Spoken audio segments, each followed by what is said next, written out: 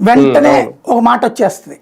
అతని పేరేంటి, రాపాక వరప్రసాద్, వల్లభనేని వంశీను, వీళ్ళందరని నలుగురు, కర్ణం బలరాము, మద్దాలగిరి, ఆయన వాసుపల్లి గణేష్, వీళ్ళది మీరు కండవాలేసి ఎక్కడా జరగల ఆ కార్యక్రమం.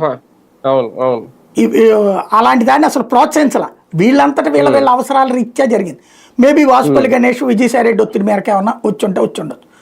బట్ అక్కడ పార్టీని చీల్చేయాలన్నో, ఓ 10 మందిని లాక్కు రావాలన్నో అట్లాంటి ఆలోచన చేయలే జగన్ అసెంబ్లీలో. అట్ ద సేమ్ టైం ఇటు మండల్లో కూడా అట్లాంటి చీలిక ప్రయత్నాలు చేయలే. ఎందుకు అంటే అలాగ చీల్చినప్పుడు వాళ్ళకి మళ్ళీ ఏదో ఒక ఆఫర్ ఇవ్వాలిగా. మనం అది నామినేటెడ్ పోస్టులు ఇస్తామా, ఎమ్మెల్సీ ఇస్తామా, మంత్రి ఇస్తామా, ఇట్లాంటిది జగన్ ప్రోత్సహించాల. తను మొదటి నుంచి కూడా దీని బాధితుడు.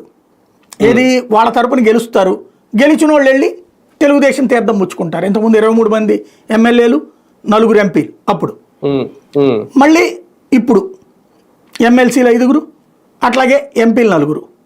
అంటే జగన్ దగ్గర నుంచి తెలుగుదేశం లాక్కుంటున్నది అది నైతికత అంటున్నారు మధ్యవర్తులు, దళారులు. అదే సందర్భంలో తెలుగుదేశం నుంచి వచ్చినప్పుడు తీసుకుంటేనేమో అది దేశద్రోహం అంటున్నారు. లైక్ వల్లభనేని వంశీనో లేకపోతే కర్ణం బలరామ్నో వాళ్ళని విమర్శించారు ఆ రోజున. అంటే ఈ మొత్తం ఎపిసోడ్లో కనబడుతున్నది ఏంటంటే లాక్కునేవాడు, గుంజుకునేవాడు ఎక్కువ మాటలు మాట్లాడుతున్నాడు. లాక్కు